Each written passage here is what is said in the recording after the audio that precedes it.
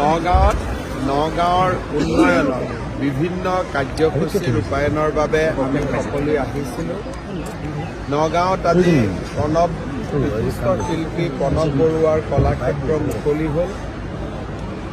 নগাঁও চহৰত বা নগাঁও ষ্টেডিয়ামত নিৰ্মাণ কৰা ইনডোৰ ষ্টেডিয়াম আৰু নগাঁও আৱৰ্ত ভৱনৰ নতুন যি ভৱন আমি নিৰ্মাণ কৰিম তাৰ আধাৰশিলা স্থাপন, নেহেৰুবালিত সুন্দৰভাৱে নিৰ্মাণ হোৱা ৱাকিং জ'ন, অসম গৌৰৱ পথ আৰু আমাৰ পুলিচ পইণ্টৰ পৰা RIDFৰ আঁচনিৰে একেবাৰে ডিমৌলৈকে সমগ্ৰ নগাঁৱৰ ৰাস্তাটো সজাই পৰাই তোলা প্ৰায় 12 কোটি টকা বিভিন্ন উন্নয়নমূলক কাম কাজ আজি আমি আৰম্ভ কৰিলোঁ, উদ্বোধন কৰিলোঁ।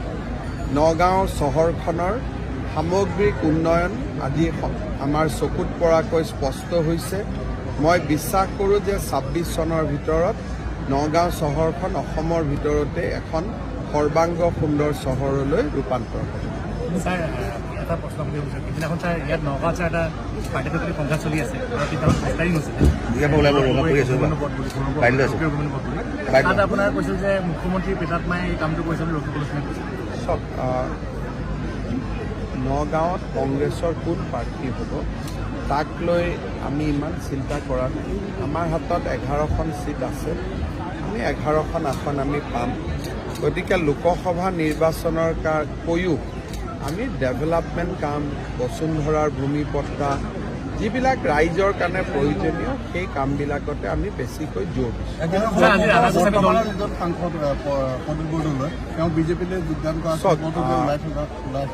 নগাঁৱৰ বৰ্তমানৰ সংসদ কোন ধৰিব দিগদাৰ। নগাঁও নামটো আছে, সমষ্টিটোতো বদলি গ'ল। যেনেকৈ নগাঁও সমষ্টিত আগতে হোজাই, লামডিং আৰু যমুনামুখ আছে, এতিয়া সেই বৰহমপুৰ আছে। সেই গোটেইকেইটা সমষ্টি এতিয়া কাজিৰঙাত গ'ল।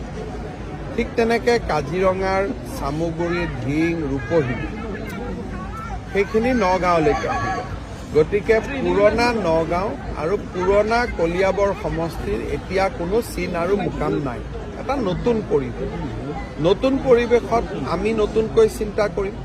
কংগ্ৰেছৰো নতুনকৈ চিন্তা কৰাৰ অধিকাৰ আছে, পুৰণিকো আঁকোৱালি লোৱাৰ অধিকাৰ আছে।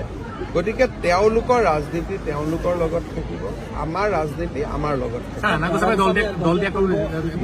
মোৰ হাতত কোনো খবৰ নাই, কিন্তু 26লৈকেতো মই ভাবোঁ যে কংগ্ৰেছৰ কাৰ্যালয়ত ৰকিবুল হুছেইন, ৰেকিবুদ্দিন আহমেদ, জাকিৰ হুছেইন চিকদাৰ, নুৰুল হুদা এনেকুৱা কেইজনমানক বাদ দি আৰু কংগ্ৰেছত কোনো নাথাকে। সেইটো একেবাৰে ধৰি লওক কেইজনমানে থাকিব। মই যিকেইজনৰ নাম কৈছোঁ 2-4জনৰ নাম পাহৰিছোঁ।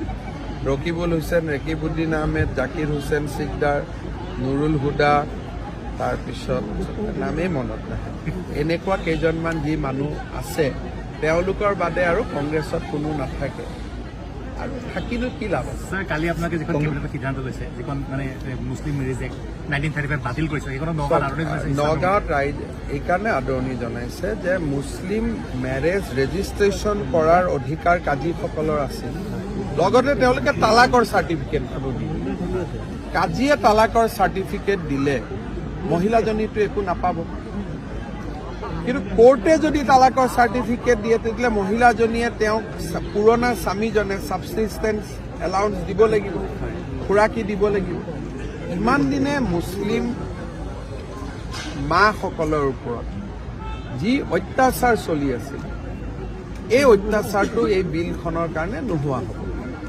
প্ৰধানমন্ত্ৰী ডাঙৰীয়াইতো তালাক বিলুপ্তি কৰিব, কিন্তু আমাৰ ইয়াত থকা আইনখনৰ কাৰণে অসমত 18 বছৰৰ তলৰ ছোৱালী ৰেজিষ্টাৰ কৰিলেও কাজীজনৰ কোনো দোষ নহৈছিল, কোৰ্টৰ পৰা বেইল পাই গৈছিল। এতিয়া এই আইনখন বিলুপ্ত হোৱাৰ কাৰণে তালাক টান হ'ব, সহজে তালাক কৰিব নোৱাৰিব। লগতে 18 বছৰ তলৰ ছোৱালীৰ বিয়াৰ ৰেজিষ্ট্ৰেশ্যন নহ'ব। সেইবিলাকতো মাজে মাজে জেলত সোমাই থাকে। এতিয়াতো বহুতবিলাক এৰেষ্ট হ'ল, কাৰোবাৰ 10 বছৰ সশ্ৰম কাৰাদণ্ড হৈছে, কাৰোবাৰ 15 বছৰ সশ্ৰম কাৰাদণ্ড হৈছে। লোকসভাৰ ইলেকশ্যনৰ পিছতে আৰু একবাৰ এৰেষ্ট হ'ব। গতিকে 26ৰ আগতে বিষয়টো মই শেষ কৰি দিম। সুদখোৰৰ কথাটো বহুত আচৰিত কথা যে মানুহৰ ATM বিলাকো সুদখোৰবিলাকে ৰাখি থৈ দিয়ে, গহনাবিলাক সুদখোৰবিলাকে ৰাখি থৈ দিছে। কোনোবাই যদি 2.5 লাখ টকা লোন লৈছিলে 20 লাখ ঘূৰাই দিলে তথাপিতো চেচেই নহয়, দিয়ে থাকিব লাগে। গতিকে এইটোতো মানি ল'ব পৰা পৰ্যায় নহয়। এইবিলাক চব লাইচেন্স ল'লে বছৰত 12% ইণ্টাৰেষ্ট দিব লাগিব বা 18% ৰিজাৰ্ভ বেংকে ঠিক কৰি দিয়ে। গতিকে এনেকুৱা যদি কোনোবাই লাইচেন্স ওলাইছে এইটো ডুপ্লিকেট লাইচেন্স হ'ব, সিহঁতৰতো জেল আৰু বেছি হ'ব। সুদত দিয়াৰ কাৰণেও জেলত যাব, লগত ডুপ্লিকেট লাইচেন্স লোৱাৰ কাৰণেও জেলত যাব। এইটোতো ডাবল লাইচেন্স। আপুনি কালি দিল্লীলৈ গৈছিলে, এই নগাঁও লোকসভাৰ মই ক'লো নাই, আমি 11টা চিটতে আছো। গতিকে বাকীৰ ক্ষেত্ৰত এইটো মই নাজানো, কিন্তু আমি 11টা আমি চিট জিকিম, ভাল কৰি জিকিম। চব 11টাত আমি আছো আৰু বাকী ক'বাত কিন্তু লোকত যদি এটা জিকিম। মই এইটোৱে ক'লো যে নগাঁও, কাজিৰঙা, প্ৰদ্যুৎ বৰদলৈ, গৌৰৱ গগৈলৈ এইটো কংগ্ৰেছৰ প্ৰব্লেম, আমাৰ প্ৰব্লেম নহয়। গতিকে এইটো লৈ আমি মূৰ ঘুমাব খোজা নাই। যোৱাকালি